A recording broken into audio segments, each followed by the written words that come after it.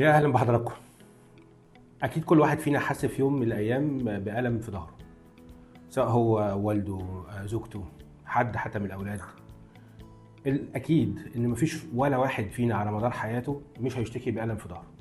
الالم ده ممكن يمنعه من ان هو يتقلب على السرير، ممكن يعيقه من ان هو يقوم من على السرير، ممكن يمنعه من ان هو يعرف يوطي، ممكن يمنعه من ان هو يعرف يمارس انشطته العاديه اليوميه زي اي انسان عادي. انا حسام الدين مصطفى، استشاري جراحه المخ والاعصاب والعمود الفقري بكليه طب القصر العيني، والنهارده ان شاء الله هنتكلم مع بعض شويه عن اسباب الام العمود الفقري وخصوصا الام اسفل الظهر. الحقيقه دي فقراتنا، دي الفقرات القطنيه اللي هي تمثل اخر فقرات متحركه في جسمنا، ودي الفقرات العجزيه، ودي تمثل فقرات ملتحمه، 5 فقرات ملتحمه مع بعضهم، ودي فقرات غير متحركه. دي منطقه اسفل الظهر اللي احنا كلنا بنشتكي فيها من الام. حقيقه مصدر الالم في اسفل الظهر اسبابه كتير جدا. ممكن تكون اسباب عاديه، اسباب بسيطه، اسباب ممكن تروح بمجرد الراحه وبعض الكريمات والدهانات مضاده للالتهابات وبعض الكمامات الدافيه، وممكن شويه بسط عضلات. ممكن تكون اسباب ذات حيثيه وذات اهميه، تكون حاجه مهمه فعلا وخطيره تحتاج العرض على الطبيب، وتحتاج بعض الفحوصات عشان نوصل للتشخيص المظبوط ونوصل في النهايه للاجراء المناسب للمريض. الحقيقه قبل ما نقول ايه هي اسباب الام اسفل الظهر، احنا محتاجين نقول ايه هي مصادر الالم اللي ممكن، او ايه الحاجات المتوقع ان تكون مصدر الالم في اسفل الظهر، اللي بيتقال عليها مصطلح اسمه البين جنريتورز.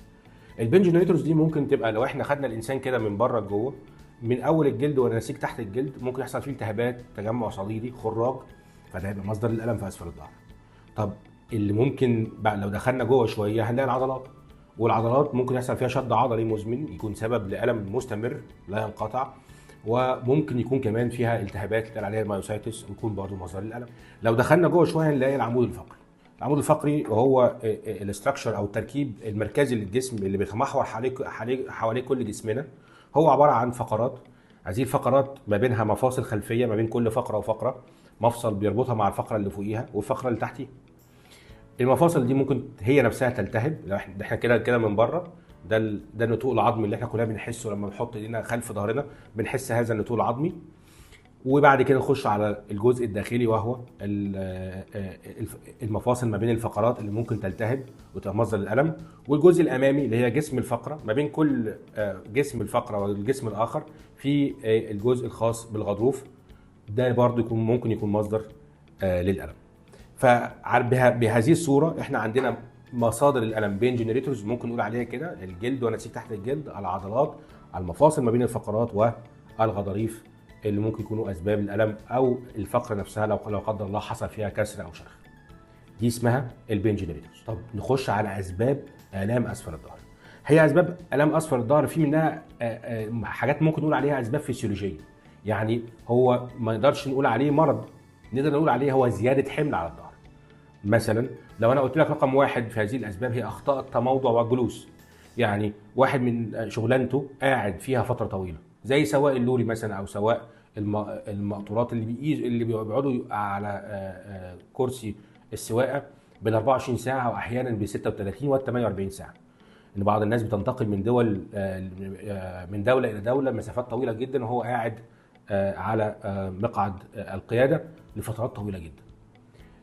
هم في هذه الفترات بياخدوا فيها اوضاع مش مظبوطه، يؤدي بالنهايه الى ضغط وحمل على المفاصل وعلى الغضاريف، يخلي في الام في اسفل الظهر وعضلاته ما يستحملش الجلسه الطويله دي، فيؤدي الى الم مزمن في اسفل الظهر لا ينقطع.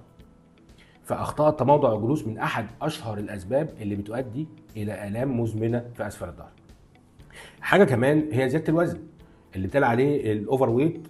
لو احنا كلنا طبعا اكيد عندنا خلفيه بحاجه اسمها البادي ماس اندكس، وهو مؤشر كتله الجسم او وزن المريض، اللي بيقسم الكتله او الوزن الى رينج، وكل رينج بيبقى ليه توصيف. فالتوصيف الاولاني هو الوزن المثالي، وبعد كده الاوفر ويت الوزن الزائد، وبعد كده الاوبيزيتي جريد 1، وبعد كده الاوبيزيتي جريد 2 اللي هي السمنه من الدرجه الاولى والسمنه من الدرجه الثانيه، وبعد كده يخش في الموربيد اوبيزيتي او هي السمنه المميته. طبعا انت طول ما انت خرجت بره الرينج بتاع الوزن المثالي فانت دخلت في الاوفر ويت او اوبيزيتي جريد 1 او 2، فانت وزنك الزياده ده اصبح عبء على فقراتك وهيبقى على غضاريفك، فهيبقى مصدر لالم مزمن في ظهرك. طبعا خلي بالك ان في بعض الناس عندهم ضعف في العضلات، بعض السيدات وبعض الفتيات الشابات الصغيرين في السن بيبقى عندهم ضعف في التركيب العضلي. يمكن هو ضعف في ممارسه الرياضه، ممكن يكون ضعف في التركيب اساسا، ضعف في التغذيه، فهي تركيبها العضلي بشكل ما ضعيف، ما بقاش قادر، هي الجلوس بالنسبه لها حمل، انها توطي تجيب حاجه من على الارض عبء حتى لو حاجه بسيطه، فده ممكن يكون سبب مباشر لالام اسفل الظهر. كمان لو انت مضغوط نفسيا بشكل كبير، على طول في حاجه موتراك، على طول في حاجه قلقاك، التوتر والقلق والضغط النفسي، الاسترس النفسي ده بيؤدي الى ماسل سبازم او شد عضلي مزمن.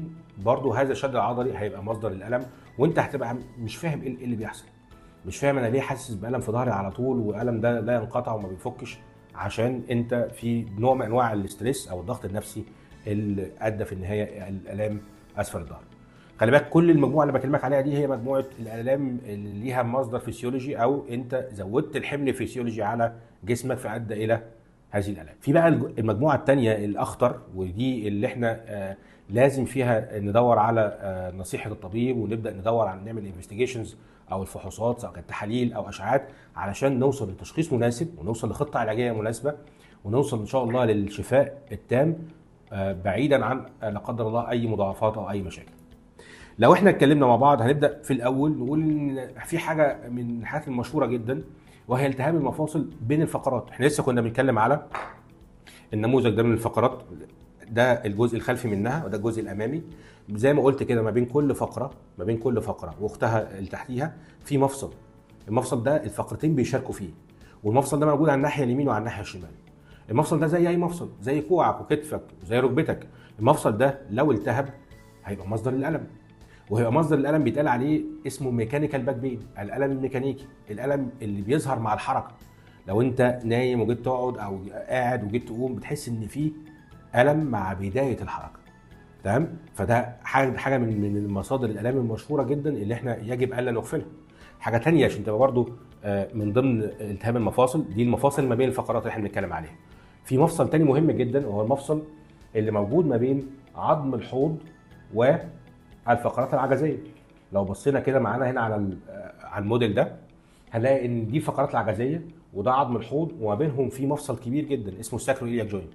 هذا الساكرو إلياك جوينت ممكن يكون مصدر لآلام أسفل الظهر حادة جدا ومبرحة، وممكن تعيقك، حتى ممكن تسمع في رجليك وتعمل آلام اسمها آلام عرق النسا الكاذب. يعني هي تلخبطك وتحسسك ان انت عندك آلام عرق النسا، وتفتكر ان انت عندك انزلاق غضروفي، وهو في الواقع مش انزلاق غضروفي، هو في الواقع التهاب في المفصل الحوض عجزي هنا. وهذا المفصل الحوض عجزي بيعمل الام اسمها سودو سياتيكا، الام عرق النسا الكاذبه، لان الالم بيسمع في رجليك يوصل لحد الركبه، ونادرا ما يتخطى الركبه يوصل للسمان. فدي النقطه الاولى، التهاب المفاصل، سواء كانت المفاصل ما بين الفقرات او المفاصل اللي ما بين الفقرات العجزيه والعظام الحوض. نخش بعد كده على اشهر الاسباب واسوأهم سمعه، وهو الانزلاق الغضروفي. الانزلاق الغضروفي هو احنا بنتكلم عن الغضروف كتركيب، هو سائل لزج ربنا سبحانه وتعالى خلقه لتسهيل الحركه ما بين الفقره واختها. موجود ما بين كل فقره واختها هذا الغضروف، وظيفته ان يخلي العمود الفقري سهل الحركه، وكل فقره تتحرك على اختها بسلاسه. لو لا قدر الله حصل فيه ضمور، وبعد الضمور حصل فيه قطع، وبعد القطع خرج منه جزء، والجزء ده ضغط على الاعصاب، هيبدا يعمل ايه؟ هيبدا يعمل الام الظهر، ومعاها الام عرق النسا الحقيقيه بقى، السياتيكا وليس السودو سياتيكا. تمام؟ انت لو خدت بالك معايا ان الفقره عباره عن ايه؟ الفقره لو انت بصيت عليها من المقطع ده كده هتلاقي في جسم الفقره، هتلاقي في جزء خلفي للفقره، الجزء العظمي الخلفي ده، وفي النص قناه عظميه مثلثه. هذه القناه العظميه بيمشي فيها جذور الاعصاب، تفضل ماشيه داخل القناه العظميه دي، وعلى كل مستوى لو خدت بالك، بص بقى من الجنب هنا، على كل مستوى ما بين كل فقره وفقره في فتحه ناحيه اليمين وفتحه ناحيه الشمال. على كل مستوى هتلاقي هنا في فتحه هنا وفي فتحه الناحيه الثانيه. على كل مستوى يخرج جدر عصب من الناحيه دي ويخرج جدر عصب من الناحيه دي، جدر عصب من الناحيه دي وجدر من الناحيه دي. كل بتوع الناحيه اليمين دولت يبداوا يتجمعوا مع بعض ويعملوا ضفيره عصبيه توصل داخل الطرف السفلي الايمن، وكل بتوع الناحيه الشمال دول يتجمعوا مع بعض ويعملوا ضفيره عصبيه ويخشوا داخل الطرف السفلي الايسر. فعشان كده لو خرج اي غضروف من الغضاريف في الفقرات القطنيه ضغط على اي جدر من الاعصاب دي يبدا يسمع في رجل من الاثنين يمين او شمال. طب انت احيانا تقول لي انا سمعت ان حد من قرايبي كان عنده انزلاق غضروفي وكانت رجليه الاثنين بيوجعوه، لان هو لسوء حظه الغضروف كان سنترال، كان مركزي، فلما خرج في نص القناه العصبيه ضغط على الناحيتين، ضغط على الجدر بتاع ناحيه اليمين وضغط على الجدر بتاع الناحيه الشمال، فادى الى الام على الناحيتين. ولكن الاكثر شيوعا ان هو بيجي ناحيه على ناحيه من الناحيتين يمين او شمال، فيضغط على جدر من الجذور وهو خارج فيسمع في العصب كله ويديك الام عرق النسا الكاذب، اللي هي تلاقي بقى دي وصف مميز جدا. تلاقي المريض بيقول انا عندي سيخ حديد بحسه مولع في رجلي، سلك كهرباء ماشي بطول رجلي، بياخد من اول المقعده فوق لحد صوابع رجلي، يوصل للصباع الكبير، يوصل للصباع الصغير. دي الام عرق النسا الحقيقيه التي لا تخطئ. يبقى احنا قلنا دلوقتي في الاسباب الباثولوجيه او الاسباب المرضيه لالام الظهر: رقم 1 التهاب المفاصل بين الفقرات، رقم 2 التهاب المفصل الحوض عجزي، رقم 3 الانزلاق الغضروفي. طيب الغضروف نفسه كتركيب في جسم الانسان هو كمان عرضه للالتهاب، هو كمان عرضه ان يوصله بكتيريا ويتحول الى التهاب صديدي او اللي احنا بنقول عليه خراج، اللي بيتقال عليه المصطلح الطبي الديسكايتس. طبعا دوت بيبقى مصدر لالم رهيب، المريض بيشتكي بشكوى مره والم شديد، والم ده ممكن يبقى اكتر بالليل في بعض الانواع من الديسكايتس. حقيقه يعني دي بتحصل في ظروف معينه، مش اي حد عرضه طبعا، لان مش بنتكلم على شاب صغير في السن صحته كويسه ممكن يجي يعمل اشعه ويقول له لا انت عندك التهاب خراجي في الغضروف. لا طبعا، الكلام ده محتاج مريض في سن معين، غالبا بيبقى اولد ايج يعني سنه كبير، ظروفه الصحيه بيبقى في عنده مشاكل، عنده سكر، عنده فشل كلوي لا قدر الله، عنده مرض مزمن بشكل او باخر، ممكن يكون عنده عدوى او التهابات في جسمه في حته ثانيه، هي دي سبب البكتيريا اللي كانت ماشيه في الدم ووصلت للغضروف. طيب السبب الثاني اللي ممكن يكون سبب لآلام في ظهرك هو كسور او شروخ الفقرات، والحقيقه العرضه اكتر للكسر او الشرخ هو الجزء الخلفي من الفقرات وليس الجزء الامامي. الجزء الامامي لو انت بصيت عليه هو جزء مصمت، ده عشان يتكسر محتاج حادثه، محتاج تبقى واقف على سقاله مثلا 3 متر او 4 متر ولا قدر الله اتزحلقت وقعت فيحصل فيها حاجه اسمها الكسر الانضغاطي، الفقره نفسها تتطبق. اما الاكثر شيوعا في الكسور هو الجزء الخلفي من الفقره، واكثر الاماكن شيوعا للكسور هي الجزء العظمي اللي بيمتد ما بين المفصل العلوي والمفصل السفلي. حته من العظم اسمها بارز انتر ارتيكولاريس، جزء عظمي بيمتد ما بين المفصلين على كل ناحيه يمين وشمال، ده عرضه جدا ان هو يحصل فيه كسر او يحصل فيه شرخ، ويتلو بعد كده مراحل التزحزح الفقاري، يبدا المريض عنده تزحزح بيمر بدرجات من الدرجه الاولى للدرجه الرابعه، فده برضو يكون مصدر للالم الميكانيكي زيه زي الالم اللي احنا بنتكلم عليه بتاع التهاب المفاصل اللي بين الفقرات. طيب حاجه تانية لازم يعني لا نغفلها هي الجنف والتحدب. الجنف او الاعوجاج الفقاري ممكن يكون سبب لآلام مزمنه في الظهر. طبعا الاعوجاج ان انت عارف ان ربنا سبحانه وتعالى الشكل اللي هو خلقه للفقرات بيبدا يفقد ويبدا فيه اعوجاج للعمود الفقري في وانحناءات في اتجاهات ما كانتش موجوده قبل كده، فتؤدي بالنهايه الى نقل الوزن من منطقه لمنطقه، يبدا يبقى فيه خلل، وفي النهايه المريض يشتكي من الام مزمنه في اسفل الظهر. برضه تحدب الفقرات، يعني لو بدا المريض يميل جسمه لقدام وبدا الفقرات تبرز بشكل زياده عن الشكل الطبيعي اللي ربنا سبحانه وتعالى خلقه، يبدا المريض يحس بالام في هذه المنطقه نتيجه هذا التحدي. اخر الاسباب واسواها لا قدر الله ربنا ان شاء الله ما يكتبهاش على اي حد خالص، وهي الاورام. الاورام بانواعها، سواء كانت اورام حميده او اورام خبيثه، ممكن تصل الى العمود الفقري وممكن تتسبب في الام في الفقرات والام في اسفل الظهر، وهذه الالام بتكون الام شديده جدا وتعيق المريض على حتى ان هو يتقلب على السرير، بيحس المريض بالام مبرحه جدا، ممكن يحتاج مسكنات متقدمه، واحتاج تدخلات كبيره جدا عشان نبدا نسيطر على هذه الاورام.